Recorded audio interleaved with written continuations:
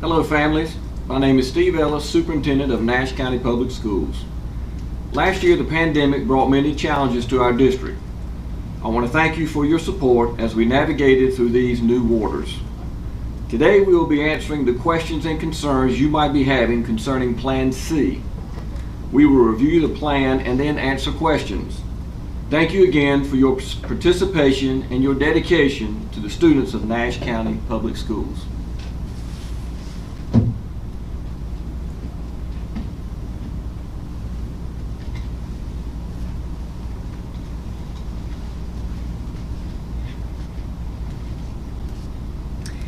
Good morning.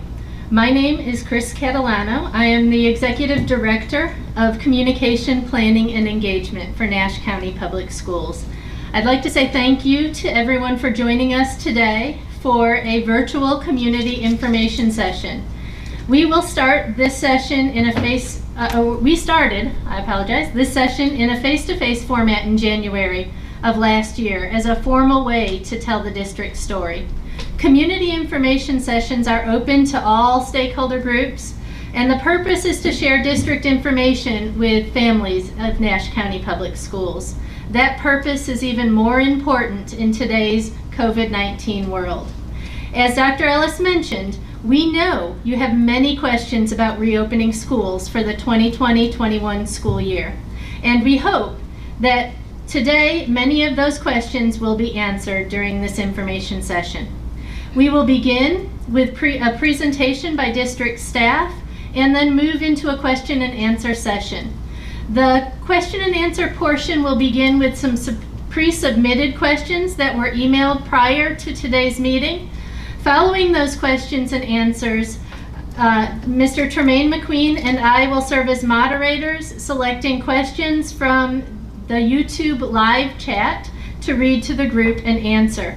We will end our session today at 11:30, so our hope is that most of your questions will get answered. However, if there are any remaining questions in the chat or emailed, we will archive these questions and answers to them will be posted on our Nash County Public Schools website. The presentation we will be using for today's discussions have been posted in the chat for those of you who would like to follow along with us. Thank you for joining us today. We're ready to get started.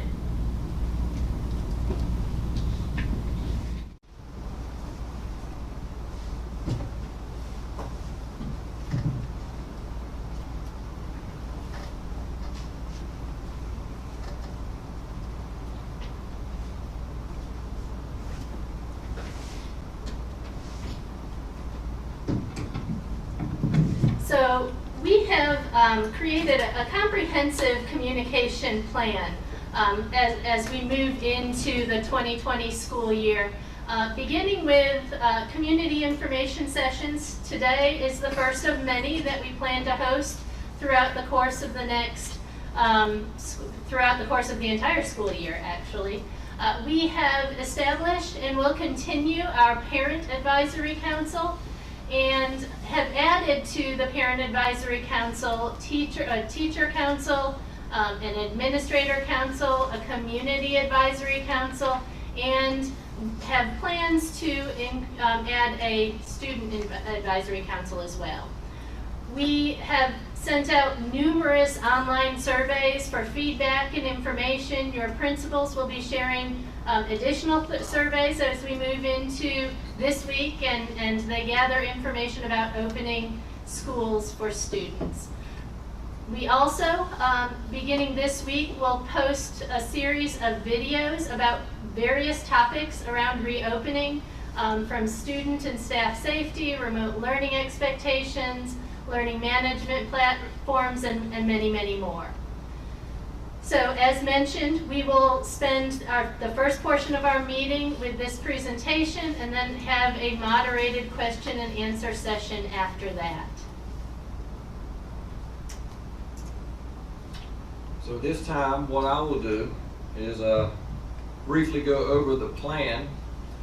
Just want to stress that our main objective is to open schools with students. However, we must consider the safety of our students and staff as we move forward.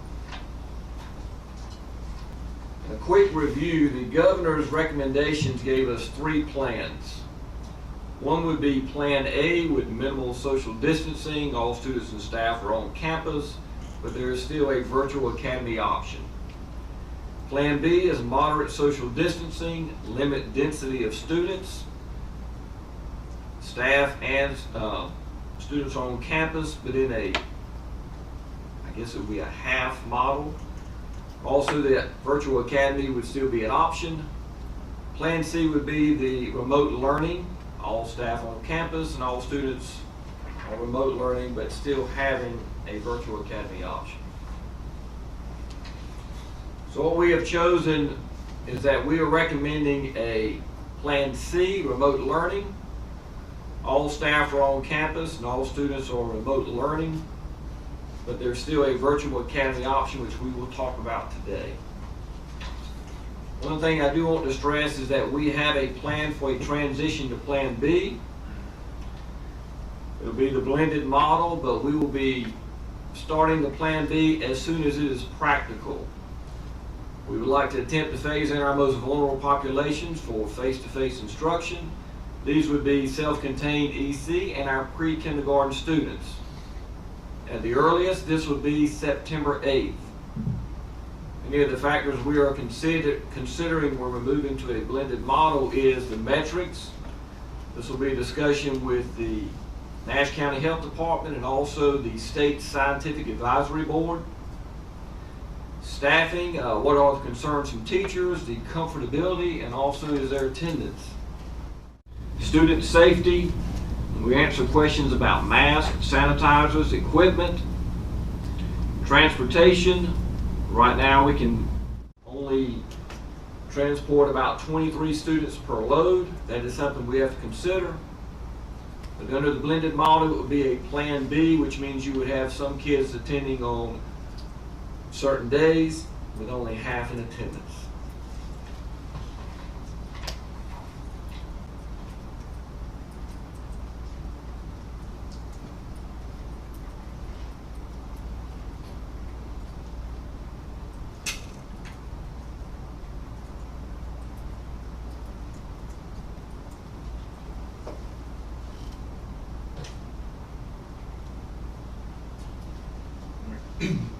Thank you for that, Dr. Ellis. We all can agree that technology is a vital part of remote learning. To make remote learning a success, we feel that all students should have a device. So last year, we were already a one-to-one district in grades 3 through 12. So we recently purchased new devices for our pre-K through 4th grade. This purchase will help to fully support remote learning, allowing all students to have a device. So please understand that all districts in every state are purchasing devices, which has caused a back order. Therefore, our new devices will not be in the hands of students during the first days of school. Those devices are expected to arrive in September. However, we are able to accommodate one-to-one in grades 2 through 12. On the screen, you will see a list of devices per grade level. If you look at pre-K through first, we chose devices, Lenovo 10E, that are touchscreen devices, and we feel that that was appropriate for that age group. If you look at the second grade, these are Lenovo 300Es, and these are touchscreen Chromebooks, and they also have a keyboard to help them to transition to 3rd grade and those devices that they will be using for 3rd grade on up to 12th grade. So if you look further, you have 3rd, 4th, 5th, 6th, all the way up to 12th grade, and these are all Chromebooks. And with our early college and city, they use a special Dell laptop because of the applications, the Windows-based applications that are required.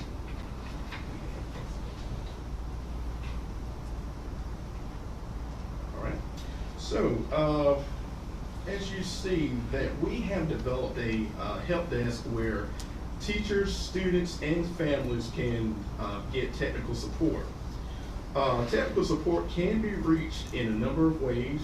You can contact us by phone, or you can simply just complete a support ticket, and this information can be found on our district webpage. Just simply go to our district webpage and under services and then click technology. You will find the information on how to contact tech support. The next topic is hotspots. It is our intent to provide internet access to all students who need hotspots. Just note that we have a limited amount of hotspots, and those students without any internet access will be issued a hotspot first. We have partnered with Sprint 1 Million, who provides us with free hotspots. We're also partnering with T-Mobile and other community partners to secure more hotspots. If students are in need of hotspots, just make sure the parent or student goes to our website and complete a hotspot request, and that's also located on the technology section on the school's website. A lot of questions about technology fees. Our technology fees are still $20 per year, and this is for our middle and high school students only. Elementary students are not included this year, just our middle and high.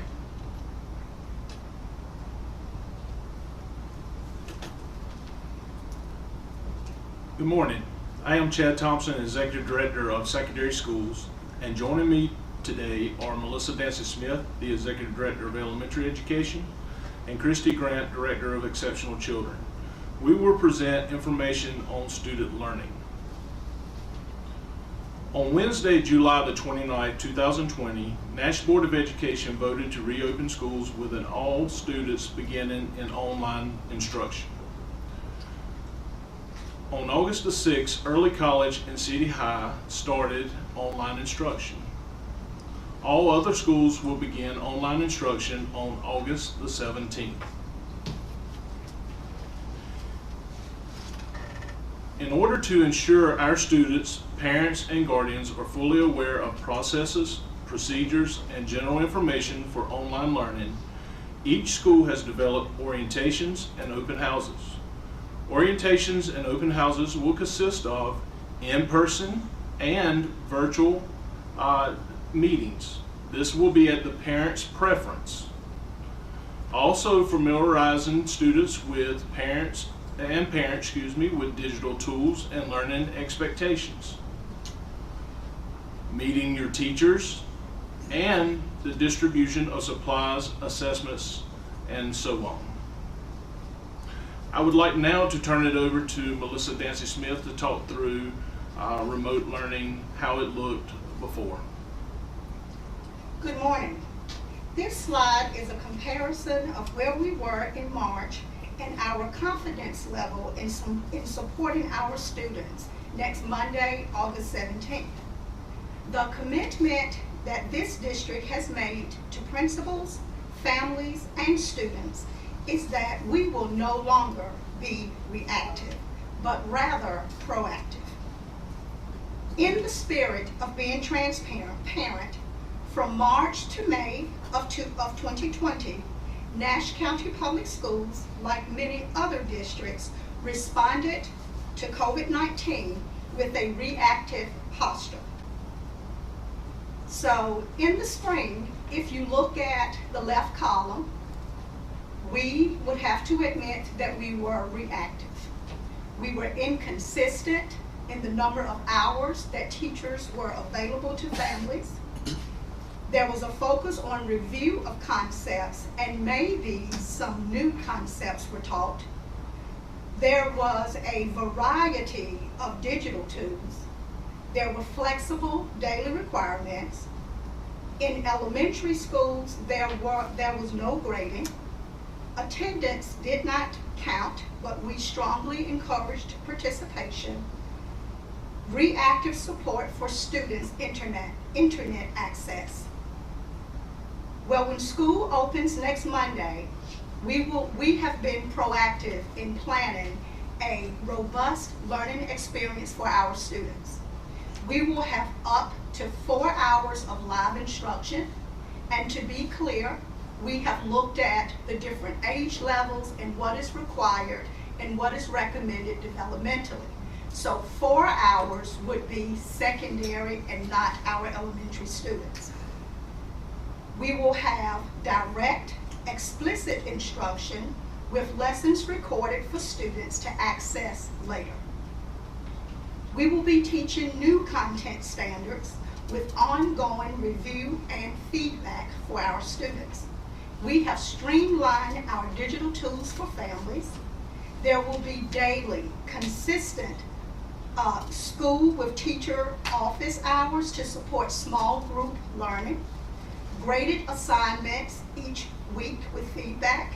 Attendance will be taken daily, and we'll talk to you about how principals and teachers will ensure that attendance is recorded. And there will be planned support with Wi-Fi access locations and hotspots. So what are some other ways that student learning will look different? Accountability, attendance. Attendance will be recorded in Power School, and we have also established two-way communication processes for our teachers and families. During parent orientation, schools will share more information with you about attendance, how it will be documented, expectations, and the forms of two-way communication that have been established. Assignments will be graded and ongoing feedback will be provided. There will be consistent in-person instruction per grade span. In elementary schools, there will be a minimum of 90 to 2 hours. Again, that depends on a child's developmental level. K2 will more than likely be 90 minutes, and as you move up to 3-5, it will be a maximum of 120 minutes. That excludes specials, any enrichment, learning extensions that students may need, as well as any interventions. And as I mentioned earlier, in middle schools and high schools, that's where you would go up to 4 hours. Curriculum resources, again, consistent learning management systems. Google Classroom and Seesaw will be used in elementary schools. Canvas is the only platform that will be used in secondary schools, and these same platforms will be available to our specialized classrooms, dual language as well. We have designed professional development for all of our staff, training sessions for parents. Mr. Thompson talked about orientations that have been intentional in ensuring that parents can access the platforms. And we have built in social and emotional lessons for all of our students, K-12, because we understand the importance of wraparound services and developing the whole child.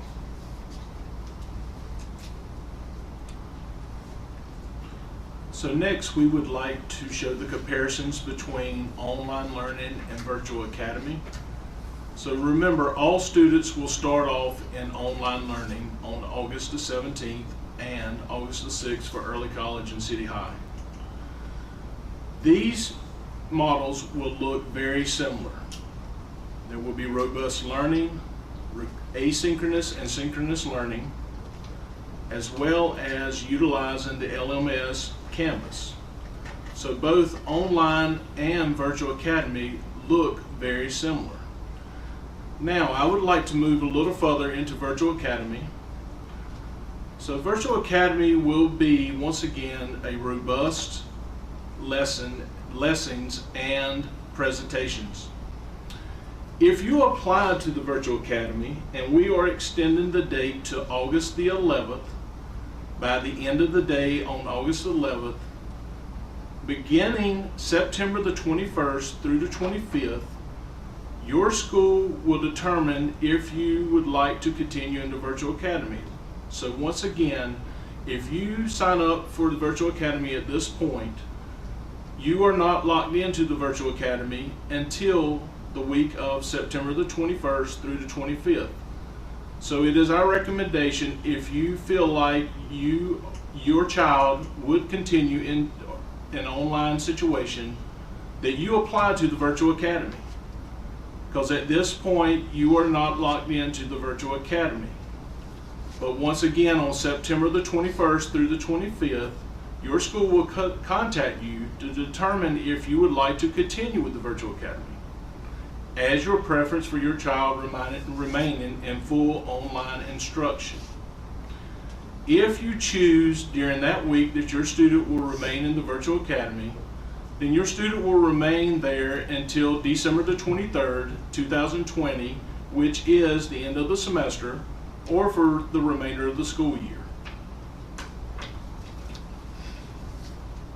Parents cry to understand the difference between the online learning remote Plan C and the Nash County Public Schools Virtual Academy. Really, we've heard you very loudly and clearly. And to respond to some of the questions that we've received, we have tried to create a picture of the difference between both the learning, the remote C, as well as the virtual academy. You will see in the orange light color, all of those things highlight the online learning Plan C for pre-K through 12 students. Under that model, the model will provide an opportunity to move back to in-person instruction when practical. Students will participate in learning activities with a certified teacher in person. Students will have anytime access to learning activities and can engage during a time that works for them. And graded work activities will be provided during the week. If you move to the right and you look at what's written in blue, that would describe the Nash County Public Schools Virtual Academy, which is for students in grades kindergarten through 12. In this model, there's consistent, continuous online learning for students. So in short, students will continue this model during the fall or during the fall and spring if families don't feel comfortable returning to brick and mortar. So far, the only difference between the two is in the virtual academy, families just don't feel comfortable returning to the building. In both models, a student in virtual learning, in both models, students will participate in learning activities with a certified teacher in person. Students have anytime access to learning activities that they can engage in during a time that works best for them. Graded work activities will be provided during the week. Mr. Thompson shared that in the Nash County Public Schools Virtual Academy, a student must remain for the semester or until courses are complete. So the only two differences so far is that in virtual, families don't feel comfortable returning to buildings, and you make a commitment to remain in virtual at least for the fall semester. In both models, the following are the same. Standard space instruction will occur. There will be live instruction. Students work at their own pace. There will be rigor and the same digital platforms. We'll use the same curriculum. Attendance will be recorded. There will be grading, and state assessments are required as consistent with Nash County Public Schools School Board policy. The next slide will highlight for you what a typical day could look like for a student in online learning, and that is in the virtual academy or in Plan C. Juan is a regular education third grade student. In all schools, the district has set parameters around what a typical instructional day would look like, just as we do when students are in brick and mortar. Some families have requested schedules from the time a child gets up until the learning ends. However, we recognize that for some parents this is overwhelming, and they would just like to submit assignments and understand what those submission dates are. Well, you'll see in this graphic, Juan logs on each day at 9:15 for in-person learning, and that is when his day officially begins as a third grade student. And it ends about 2:45 with breaks throughout the day. Although we believe that students tend to thrive in a more predictable, structured learning environment, principals and the district understand the need to provide an equitable learning experience for all learners. So what does this mean? That principals will work with families to support a child's learning environment, for we understand that every child's day may not be able to look like our little Juan, who is a regular ed third grade student. However, what will be consistent would be expectations of rigor and exposing students to content-rich curriculums.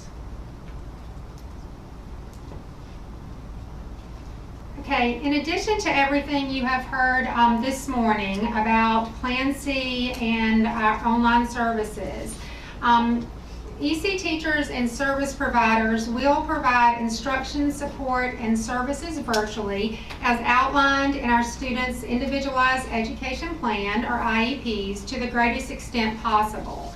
Service delivery and related services could be provided in a variety of ways, including telephone calls, instructional support materials, internet-based virtual lessons, as well as virtual therapies. So as we move to how will my child's IEP, what will it look like being delivered in a virtual setting? We have students that are served in various ways. So if we think about our students first who are in regular settings, those who are in special education and regular education classes, a majority of the school day, they'll follow the same schedule as their non-disabled peers, while also engaging in services identified in the IEP.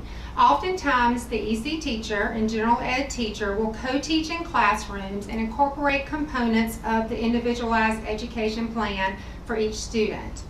Students who are in a resource setting are removed from the general ed classroom with a special ed teacher, are provided targeted individualized education support during scheduled interventions individually or in small group lessons.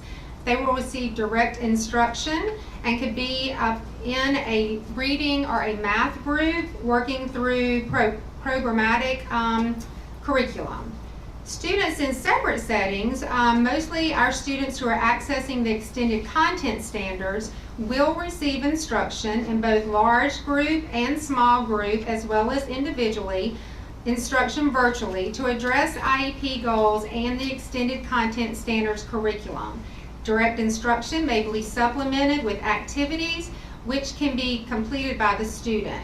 Some students may need support of a parent or a caregiver to participate in online instructional activities, and teachers and therapists will have specific office hours to connect with parents. For students also receiving related services or speech language services, the services and therapies will be delivered through an online format, either in small group or one-on-one, as appropriate for the student's needs. All students in Virtual Academy will have their IEPs reviewed, and a meeting will be held as needed in order to ensure that the program is individualized for each student. Any part of the IEP that cannot be delivered in a virtual setting will have an IEP team meeting, and the team will determine with the parent the best way to meet the students' needs in the online instruction.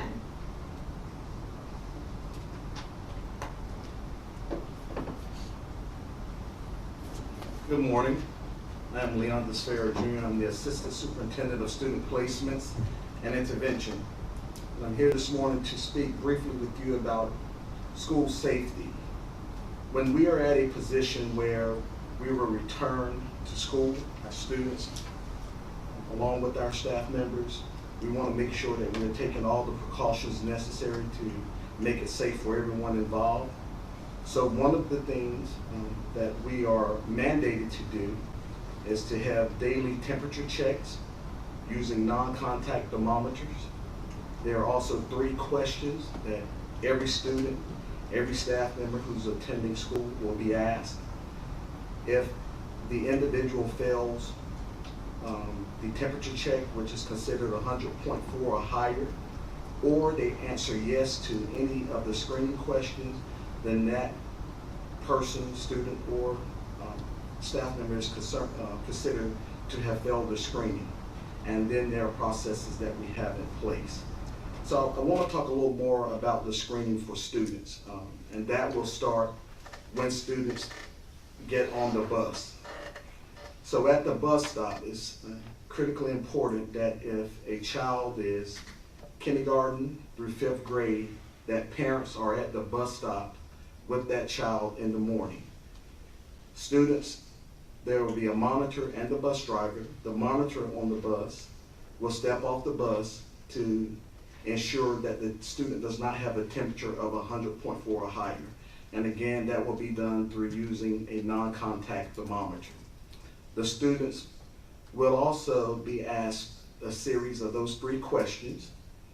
For our K2 students who may not be able to answer those questions, we are asking that parents complete an attestation form each day, and the schools will work with those family members to make sure that they have that form and understand what to do with that form. But those are the 3 questions on that form, and the parent will attest that the student has not either been in contact with someone that have COVID, or have those symptoms. Once the student passed the screening and is allowed on the bus, they must have a face mask. We are working with transportation to ensure that we have some face masks on the bus in the event a student forget their face mask. But we are asking parents to make sure that when the student comes to the bus stop, that they have their face mask as well. On the bus, students will be separated so that they are at least 6 feet apart. Again, we want to make sure that we are ensuring social distancing even on the bus. And it is critically important that at the end of the day, when students are returning back home from school, and talking about our elementary students, K through 5, that parents are there to receive those students as well. So students who are riding the bus who have already been screened at the bus stop will also be screened once they arrive at school. They will have to go back through that series of questions. They would have to have their temperature taken again. And remembering that the temperature is 100.4 or higher, then that means that there's a failed screening. In the event of a failed screening, students will be escorted to a waiting room or isolation room where school nurse or other trained staff members will be there to ask some further questions, make contact with parents so that the student can be picked up from school. Parents who are bringing students to school, please understand that those students will be screened in the car. Parents will not be allowed to leave until it is determined whether or not the student has passed the screening. In the event that a student is being screened and they fail the temperature check, schools will have a place for parents to go and park and wait approximately 5 to 10 minutes, and then the student temperature will be taken again. If the student still fails the temperature check at that time, it will be considered a failed screening, and the parent will have to take the student with them. Students who are driving to school, Those individuals will be screened once they enter the school's campus at the screening point designated by the school. Again, if those individuals fail the screening test, those who are driving will not be allowed in the school. They will be returned to their car and their parents will be contacted. We have some schools where students do walk to school. In the event that a student is walking to school and they're screened and they fail the screening process, those students will be escorted to the isolation room. Their parents will be contacted to pick the student up. All students and staff must wear face masks or face coverings unless there's a medically documented reason as to why they cannot. It is critically important that you understand that it has to be medically documented that the student cannot wear a face mask. And this is for all of our students and all our staff members, from the time they enter one of our buses to the time they enter campus will have to wear a face mask. We're encouraging students to bring their own water bottles. We are not allowing our water fountains to be used because water fountains can be a transmission of COVID-19. We certainly don't want students putting their mouths on it and then other students going behind them. So we believe that the best way to keep that from even being a part of possibly transmitting COVID-19 is to not allow students to use them and encourage students to bring water bottles. In the event that students cannot bring water bottles and they need water, Angie Miller, who's our Director of Child Nutrition, will work with the child nutrition departments of each school to ensure that there's a process in place where students are allowed to get water as needed. School-based mental health. All of our schools who are participating in those school-based mental health programs will still be available.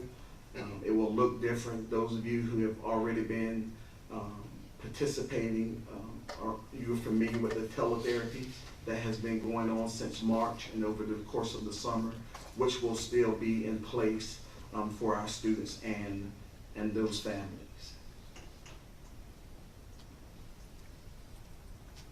Social and emotional learning and mental health for our students. It is critical for us to prioritize addressing social and emotional mental health needs in order to help students to be ready for learning. Social and emotional learning is the process through which children and adults understand and manage emotions, set and achieve positive goals, and how they show empathy for others, establishing and maintaining positive relationships and making responsible decisions.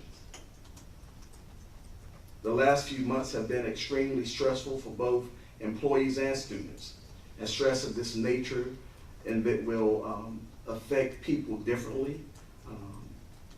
The levels of fear and anxiety that different individuals may show in these stressful situations is totally dependent on who the individual is, because we all handle stress differently. Members of our student support services team, including counselors, social workers, psychologists, and nurses, will provide mental and emotional well-being resources for our students and families. Additionally, mental health resources have been organized and placed on the district's website. Triage is critical in order to identify individuals needing additional support beyond the classroom. This process becomes more urgent when students are at home during a remote learning situation and may be living in an environment that is conducive for trauma experiences. So one of the things that we want to make sure that we are doing is working with our staff to be aware of signs and symptoms that students may be experiencing some sort of trauma, so that we can intervene and help children and families as quickly as possible. Schools are required to provide mental health and wellness resources to students, families, and staff. There's a comprehensive plan that we have shared with schools, and schools are ready to use. Some of the social emotional learning mental health strategies that we have in place are that schools will implement a district-wide program to support the social and emotional needs of students. Social emotional lessons will be made for virtual use for K-12 and will focus on the 5 competencies of self-awareness, self-management, social awareness, relationship skills, and responsible decision-making. All teachers will make virtual contact with students and family prior to the start of school to make introductions and to look for any existing concerns. This can be accomplished through an email, website, dossier, etc. And parents, certainly, if there's some concerns that you have, you may reach out to the school and speak with someone there. Teachers in K-12 will utilize virtual daily check-ins, morning meetings, circle times to build relationships, review expectations, and review the daily schedule and monitor student functioning. All staff will utilize a social emotional basic needs inventory to identify students with concerns. Again, the staff at the schools, this information will be shared with them through the Student Support Services program, who will be able to help teachers and families walk through this process.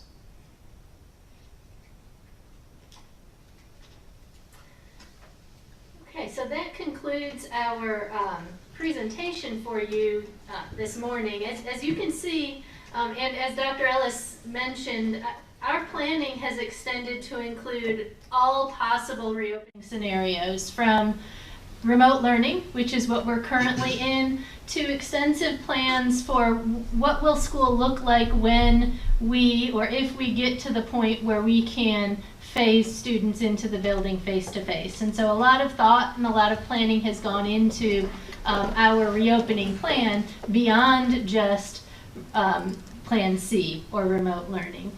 Our goal in sharing all of this information with you today is to help you make an informed decision and informed decisions as we move forward into the school year. So we're going to move on to the question and answer portion of our program today, and we're going to start with 5 pre-submitted questions that we've selected that we hope will get us off to a good start for the question and answer session. And then we'll move to the live chat and ask some of the questions that are in the live chat. Please keep in mind that we're probably not going to have time to get to all of those questions in the live chat, but we do commit to taking those that we are not able to get to, or even some of those that we are able to get to but we think are really important for families to keep in mind, and we will answer those questions in question and answer section of our district website. So to get us started, we had a question submitted by Selma Wilkins. And this question is, what accommodations are in place for working parents who work in the morning under Plan C and in Virtual Academy? I'll take that question.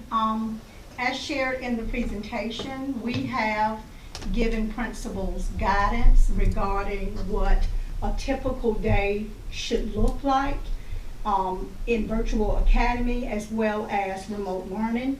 We understand that parents have responsibilities like going to work, so principals will work with families as needed, but the expectation will certainly be that the child has some time to work on print material during that time if they cannot access the digital resources. Thank you. Second question. This one was submitted by Donovan Chavis, Board of Education member. Are parents going to receive any type of confirmation of their acceptance in Nash County Public School Virtual Academy? So the answer to this question is yes.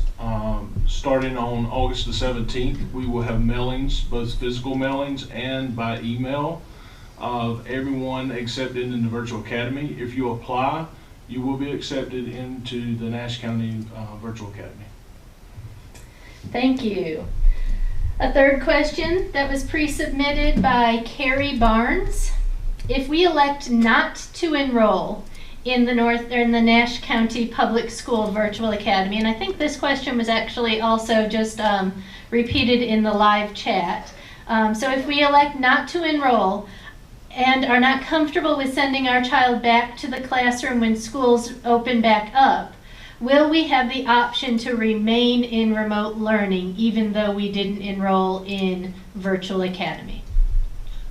So what we're asking is that you apply for the Virtual Academy even if you think you may want your child to remain in online learning. Remember, we said in the presentation that this does not lock you into the Virtual Academy, but what this does is give our principals an opportunity to see which students they would have that would continue on to online, possibly continue for online learning once we move to the buildings. So once again, those dates, we've extended the Virtual Academy application until tomorrow night. So please, if you think that you may want to stay on online learning, please apply for the Virtual Academy, because at that point we will make contact, your school will make contact with you in September 21st through the 25th, to ensure that you still want to continue in the Virtual Academy, or you may have the opportunity to go to a blended learning at that time. Okay, thank you. And a final question that was pre-submitted, again this one by Donovan Chavis, Board of Education member. Will food services continue for students, breakfast and lunch as before? Yes, ma'am. We will be having food services continue. We have 6 schools open right now. That's Bailey, Fairview, Nash Central Middle, Red Oak Middle, Spring Hope, and Winstead Avenue. And we will continue that starting August 17th. And there will be many more schools that will be updated. They will be updated on the school website.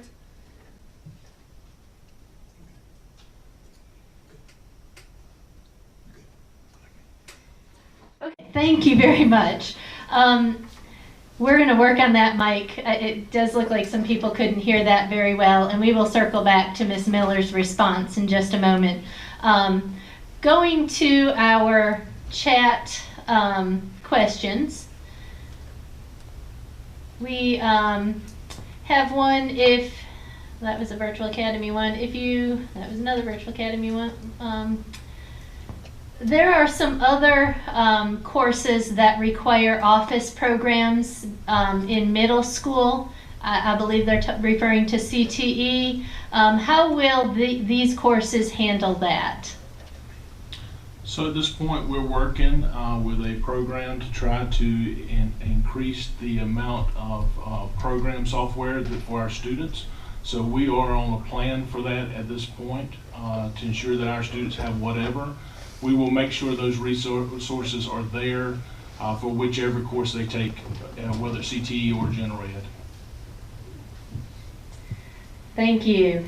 We'll go back to Ms. Miller. I think we got her microphone fixed. And will food service continue for students as before? Yes, it will continue. At this time, we have 6 schools open: Bailey, Fairview, Nash Central Middle, Red Oak, Spring Hope, and Winstead Avenue. They will remain open until August 14th. Starting August 17th, we have many more that will be open. We're updating those on each of the individual school sites and posting those online. But they will run from 11 to 12:30 or 1 o'clock at various sites, some of which they're all drive-through service, and you will see either a bus there or the cafeteria area open. And those will be posted on the website for those individual added schools on the 17th. Thank you. We have a question submitted by Lakeisha Richardson. Can you give us a little insight on flexibility for teachers with children and how they will be allowed to work, or whether they will be allowed to work from home to oversee their children's online learning, etc.? I'll take that one. So right now we are going to be allowing teachers to bring their children to schools. They'll be handling that in their classrooms. Also, we're having some contacts with the Boys and Girls Club and the YMCA to develop some more daycare options for teachers. A question from Vernetta Taylor. Will the time frame be adjusted for students to drop off for student drop-off in the morning, since screenings will have to take place? Each individual school will work if they decide to have a staggered process of when students are arriving along with buses. Some of this we're going to have to build as we go along the way. I hate to say that, and I know people don't want to hear that, but some of it we just don't know how it's going to work out until we actually have students coming on campus. But we do anticipate that there will be some sort of staggered process, as well as several different screening points to ensure that we're trying to accommodate bus riders, people who are being dropped off by their parents, and students who may be walking or driving to school. Another question related to car riders or drivers. What about older students who drive siblings or friends to school? If one of their passengers fail the health screening, what will happen? Then that student would have to go to the holding room. The parent would be contacted, and the parent would have to come pick that child up.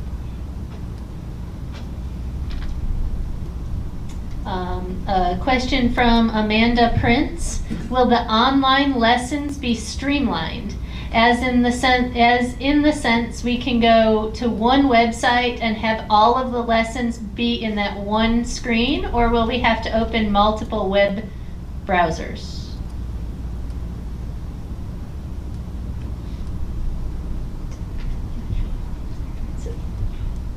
So we have the learning management systems inside of our secondary will operate in Canvas. So those videos will be placed there from each teacher.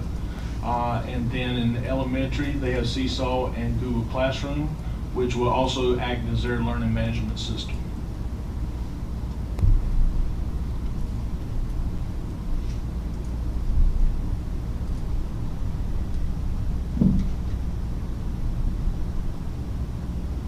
Okay, we have one from, another from Sharonette Grooms. Also, my son's school will not hold open house or orientation until the week of the 17th through the 21st for kindergarten. When do his classes start for her child, and what can she expect that first week of school? Online instruction begins for all students August 17th. It has always been the practice of Nash Rocky Mount Schools that we pay special attention to our students in kindergarten, because this is their first formal introduction to a school setting. So we are still using the staggered entry for our kindergarten students. So that is why their open houses are scheduled for next week. Ms. Dancy Smith, there's another elementary question. Is Virtual Academy available for pre-K students? We will offer virtual learning for our preschool students, but they will not enroll in the Virtual Academy. We received actually further guidance from the state last week. We need to unpack that a little more. So in short, parents will have the option to opt into online instruction, but it will not be a part of the Nash County Public Schools Virtual Academy. Another Virtual Academy question. I signed my daughter up. This is from Kathy Garner. I signed my daughter up for Virtual Academy due to health concerns, but now that we are in Plan C, will she have her teachers remotely, or will she be in Edmentum? So the plan is in secondary and most of our grade levels is to begin with the teachers in online learning as they're scheduled, and continue with those teachers as we transfer into, if you transfer into a virtual academy situation. So you will continue with those teachers. And I'm going to turn it over to Ms. Nancy Smith to explain a little bit about elementary, if she would like to. Yes, in elementary it will be very similar. However, we would have to look at the number of students who have signed up for Virtual Academy to ensure that the teachers will be assigned from the various schools. For an example, just last week, I worked with an elementary principal, and he has less than 20 students, K-5, who are interested in the Virtual Academy. So in his particular situation, we may have to pair his students with another school if those numbers do not increase. So it really depends on school to school, and the number of children we have who have applied for Virtual Academy. We will make a very intentional effort to ensure that we match teachers with their teachers and students based on their base schools, but I wouldn't be honest if I say with 100% certainty that would be the case. It just depends on the number of students per school. And that goes right along with a question submitted by Brittany Brown. If students do virtual this semester and then go back after Christmas, will they have the same teacher? I'll start first. I think in most cases they will have the same teacher, but I think again it depends on the number of families who have applied per school. Our standard expectation is that we will work diligently to match students with teachers in their base schools. Okay, a question by Jay. I'm not going to be able to say your last name. Poyasin, maybe? For live online classes, will students have to activate the cameras or will they just talk? Usually online onboard cameras will automatically talk. If they have a second camera, then they would need to change it to the second camera. But any students or anybody who's having issues with anything as such is to just call our help desk. We have a bunch of guys that will be available to help you maneuver through any problems that you should have in regards to cameras. And if I could follow up with that question as well, if a parent opts out of just a child showing his or herself on the camera, they reserve the right to do that, so they don't have to.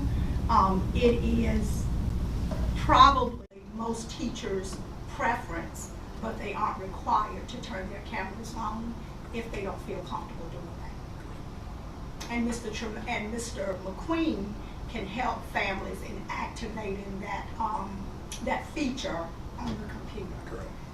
Thank you, Ms. Dancy Smith. I think you did, the gentleman clarified and asked whether it would be required, so I think you answered that. Thank you. A question submitted from Brittany Brown. When students go back, will they have recess, specials? What will we do about specials in Virtual Academy? So I guess that's two questions. We'll start with when they go back face-to-face and then move to the virtual portion of it. I can expand a little bit on that with the health and physical education piece. They will still have recess, but they will not use equipment. The equipment piece is not allowable at this point per the governor's standards. So even in the physical education class, they will not be using shared equipment. They will be using other alternatives for fitness levels, and with recess they can use many other options other than using equipment. Locker rooms and equipment are off limits in phase 2 of the state mandate. And I'll jump in because the parent used the word specials. I can assume that's an elementary parent, and principals have built specials into the virtual schedule. When I showed Juan's schedule, you could see that the special areas were built in. However, some principals are opting to do more project-based learning, which means music, art, and PE may be integrated in math, science, and reading, social studies, but some teachers have carved out that time The principals have carved out that time the same way they have if they were in brick and mortar. Of course, it will look different, but they've done a really great job of ensuring that they meet the needs of the whole child, looking at physical education as well as those artistic skills and bringing those out from some of our learners as well. And a follow-up question to that for secondary, what about band and chorus? So band and chorus will happen. There are some various stipulations, just like in PE and specials, with playing a certain instruments and so forth. And Miss Suzanne Weaver will be sure to put all of that information out, and all the band directors, to my knowledge right now, are reaching out to the students within their class and to give this information as well.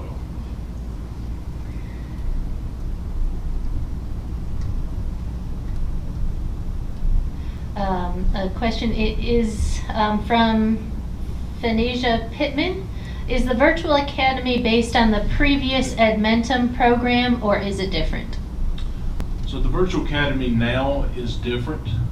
It is not like our original Virtual Academy. This is based off of COVID-19 issues, and so what we have done is now revamped the Virtual Academy. This will be based off a teacher, a live teacher, or a teacher that has the student within their schedule in our district that they begin with at the beginning of the year. And a question from Lakeisha Richardson.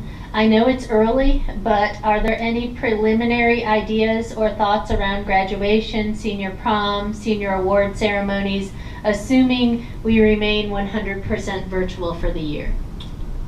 So right now there's no ideas in stone. We have actually thought about that, so we will be looking at that beforehand and talking to stakeholders as we get closer according to the restrictions. So we will definitely keep that on the radar as we move forward.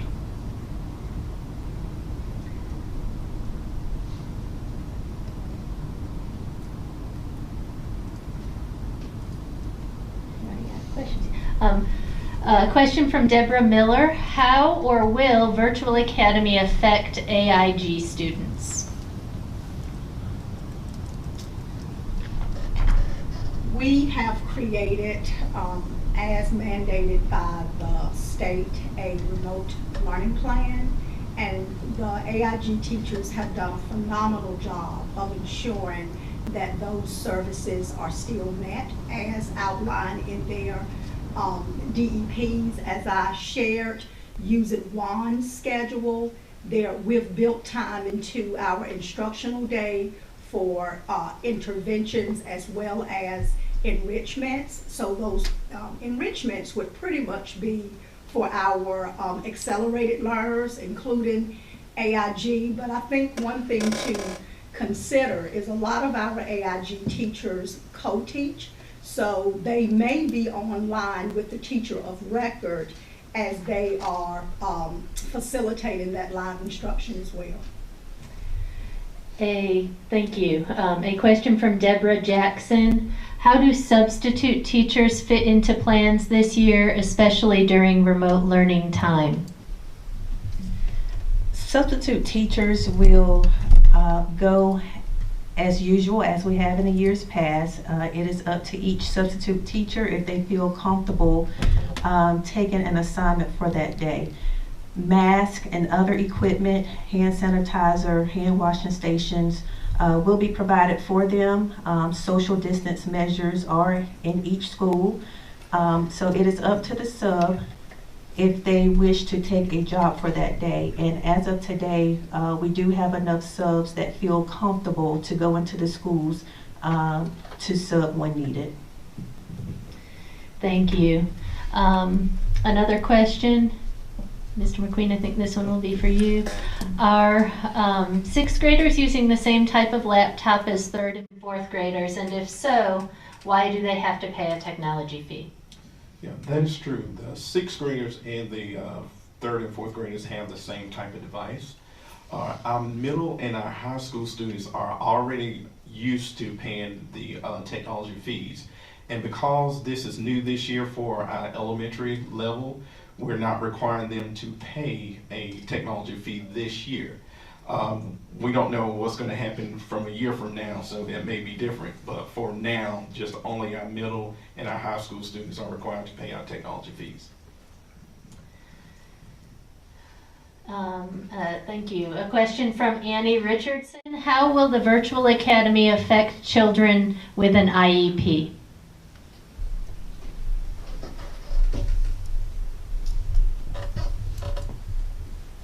Students with an IEP that are enrolled in Virtual Academy will still receive their services as outlined on their IEP.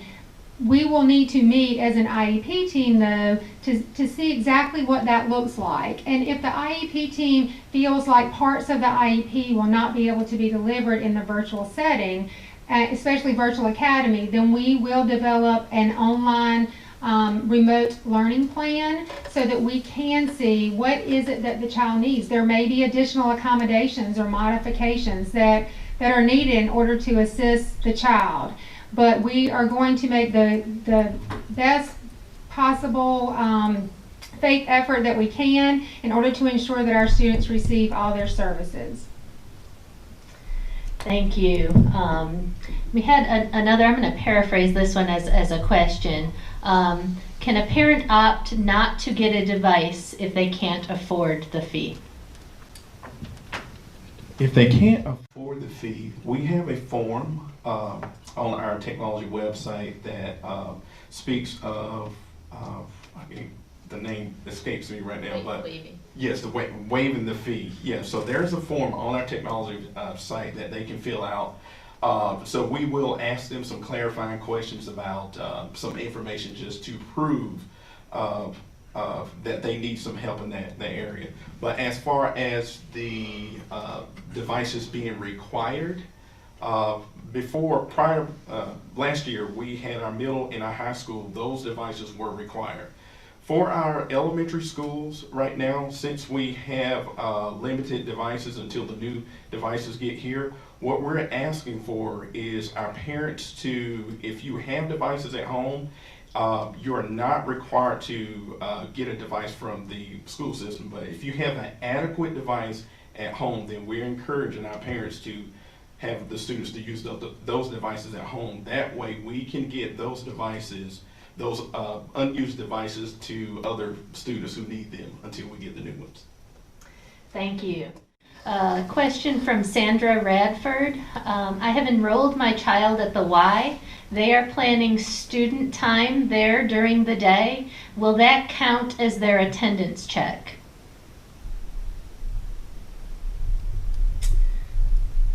As long as the child submits his or her assignment and he or she meets the due date or deadline that has been set by the parent and by the school, then that will count for attendance. However, the district is working very closely with the Y to ensure that they are familiar with the schedule so they can support kids as much as possible while they're there. And that includes joining any virtual meetings as well. We've had conversations with not just the Y, but other child care centers who were providing care to school-age children, and we'll be supporting them to make sure that they have all of the resources and the materials they need so that students can access learning as if they were at home.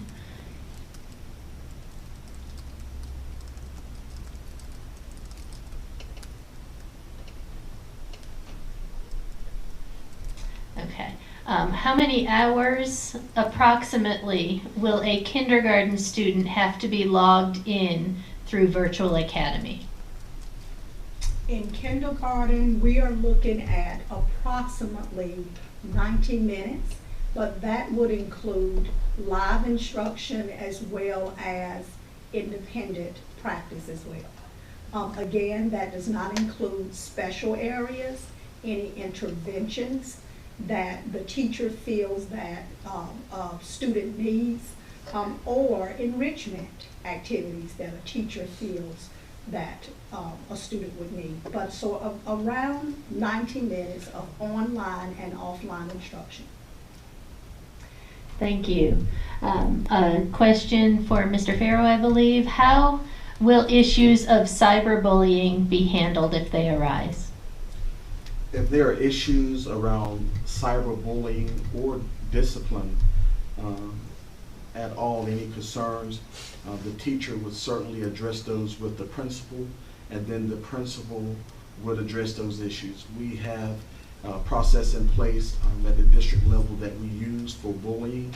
In the event of cyberbullying through a virtual setting, I'm certain that the principal would contact the parent, schedule some sort of either in-person or meeting over the phone to address the issues. If the behaviors were to continue, then we would have to look at putting other disciplinary measures in place.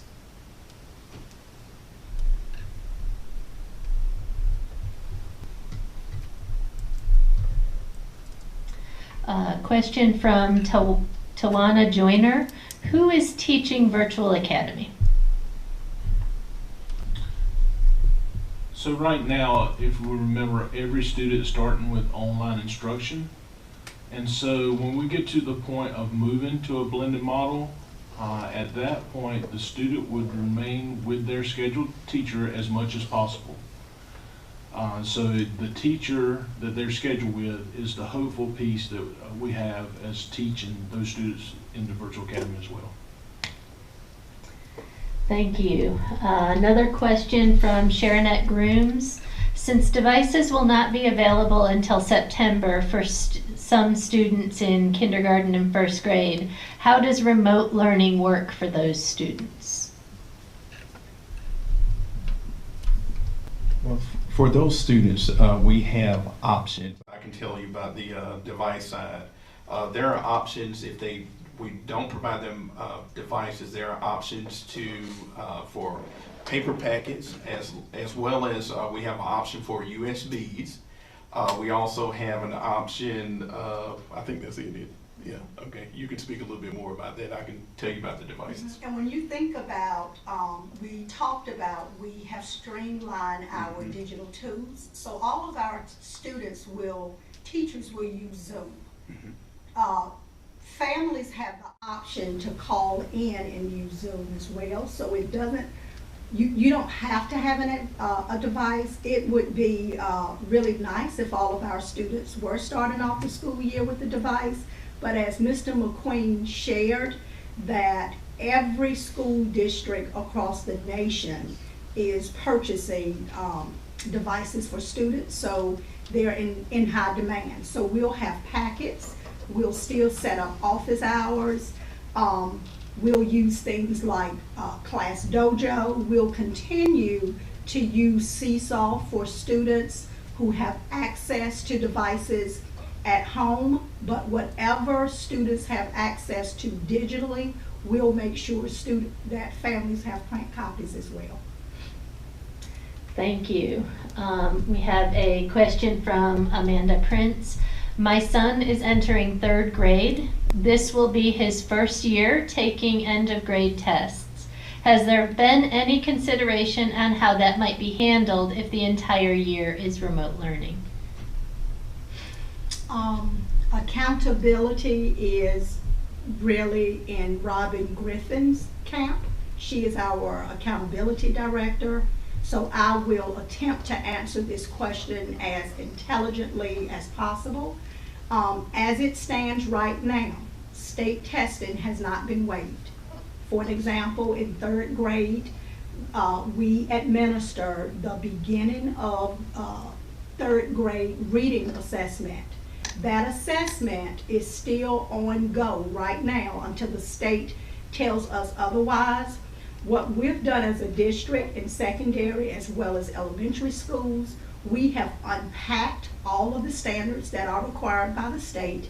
And because we're teaching remotely, we are focusing on those high priority, big rock standards to ensure that if we do take the assessments at the end of the school year, that our teachers will have those priority standards and that those standards will be taught.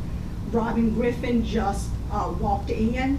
I don't know if she would like to answer that question about a student entering 3rd grade and taking those assessments.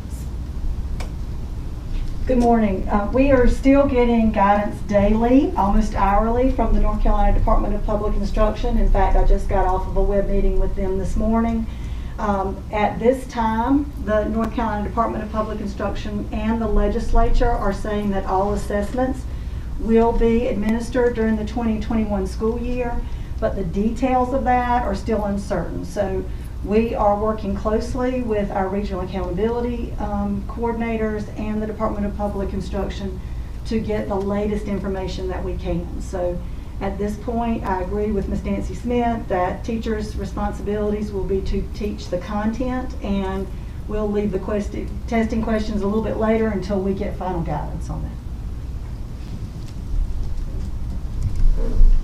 Actually, you can hand that to Ms. Privet. I think the next question's for her. What options are you giving to teachers who are not comfortable returning to school?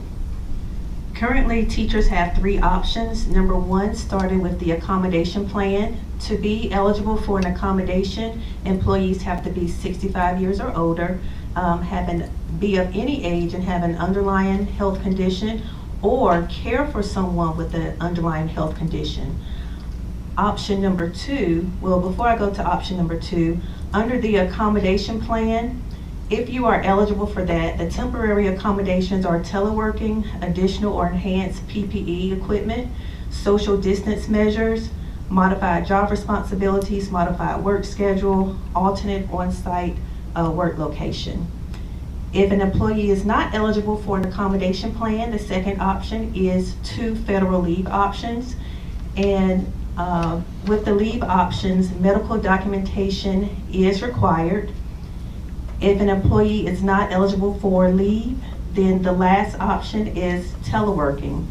We do have a telework agreement where you would need to speak with your principal to get their permission to telework.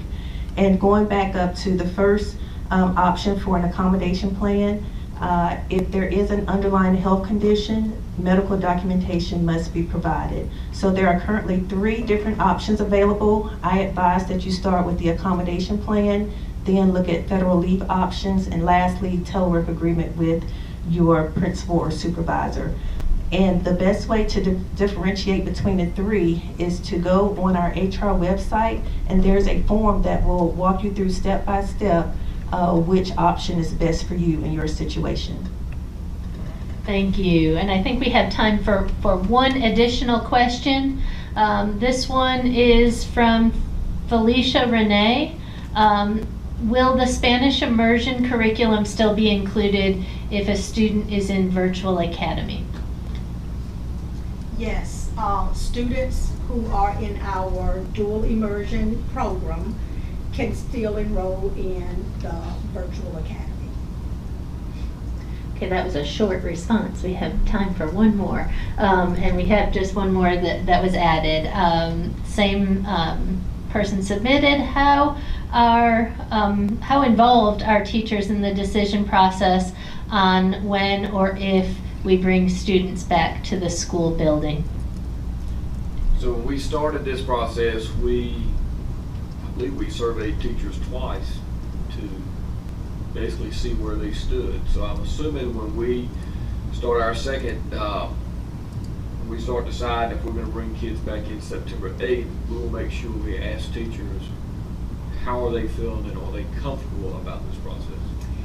And we also, one of the reasons we expanded our advisory councils beyond just parents is so that we could make sure that we engage a variety of stakeholders in the decision-making processes across the district. And so that teacher advisory panel will also serve as kind of a sounding board for any tentative plans that we move forward, along with our other advisory councils as well. So I think that concludes our question and answer sessions for today. We could go back to that last slide. I'm going to thank everyone for being with us today, coming back for a second chance. I think that it went well, and we plan to host these a second session tomorrow, as well as at least monthly throughout the year as we move through the school year and have various topics that we will bring before you. As I mentioned, any questions that remain in the chat or any questions that were asked multiple times and would be good just to have out as a question and answer section on our website will be posted on our district website, which is www.ncpschools.net. Also, our social media platforms, Facebook, Instagram, and Twitter.